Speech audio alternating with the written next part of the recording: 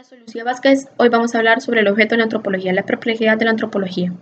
La antropología tiene un claro objeto de estudio, que es el hombre, pero esto en sí vuelve un problema, pues cada persona posee una complejidad diferente debido a los diferentes niveles y dimensiones que lo constituyen, y la antropología siempre se ha visto afectada por esta falta de claridad y control de su punto de partida, que surge de las diferencias particulares de cada uno de los objetos.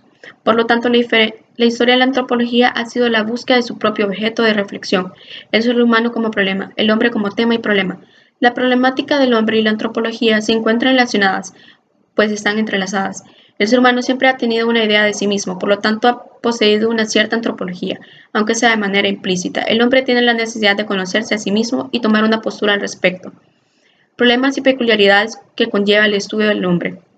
El principal problema del saber antropológico lo constituye el hombre como sujeto y objeto, lo que hace su estudio peculiar y complejo. Hay 8 problemas particulares en el estudio de la antropología. La dificultad de integrar los diversos niveles antropológicos. Un problema de la antropología viene de la necesidad de unir en una disciplina diferentes áreas de la realidad humana.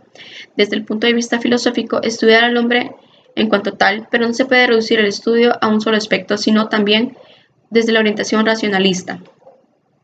El saber antropológico debería recoger una unidad sintética de todos los aspectos de la realidad humana, por lo que resulta insuficiente definir la antropología con una sola disciplina. 2. Dialéctica entre facticidad e historicidad, sentido del hombre.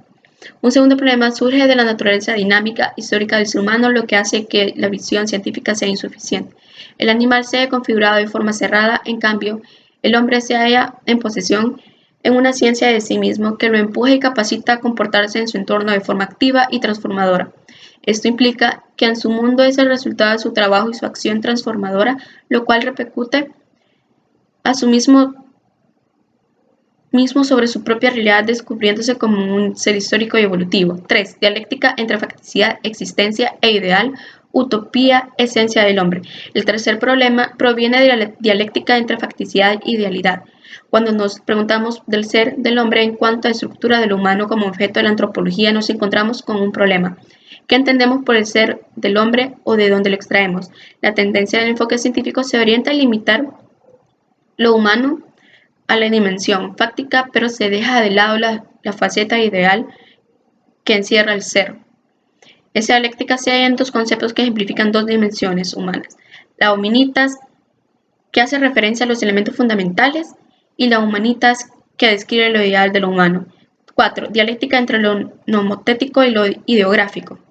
Todo saber tiende a descubrir generalizaciones imponiendo una sistematización, pero lo nomotéutico no se aplica a las ciencias humanas, en donde lo específico de un caso no se puede reducir a una ley general, ya que debe ser comprendido particularmente.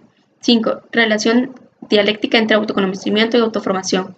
En la confirmación y definición de humano entra como elemento determinante su propia visión autocomprensiva e interpretativa. El ser humano es lo que él cree ser y lo que quiere ser. De ahí afirmamos que en el estudio del hombre hay una implicación dialéctica entre el autoconocimiento y el proceso de autoconstrucción en el que se encuentra inmerso como especie y como individuo. 6. Dialéctica entre conocimiento e intereses. El sentido definitivo de la realidad va creando en el intercambio entre sujeto y su mundo.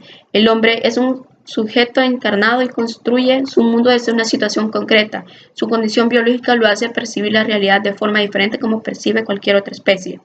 7. La diferencia ontológica y el hombre, la categoría ontológica del ser humano. Una dificultad de otra índole consiste en la interrogante si tiene el ser humano suficiente conocimiento de su ser para merecer y necesitar una disciplina específica, que se ocupa de analizar su ser y su especificidad. 8. El hombre es sujeto y objeto. En la antropología, el hombre es el sujeto y el objeto de estudio, y esto crea mucha confusión cuando el ser pregunta por su ser y trata de definirse como objeto de su reflexión. Hay un desdoblamiento en ese preguntarse como sujeto y objeto. El saber acercar de sí mismo objeto es menos problemático, pero ¿puede ser el sujeto conocido como sujeto? Esta pregunta es imposible de resolver, ya que el objeto conocido no es lo mismo como sujeto, sino como objeto. En este caso, el conocedor es conocido, pero no como conocedor. La paradoja es evidente y de difícil salida para la fenomenología. Nunca es total a la transparencia. Gracias.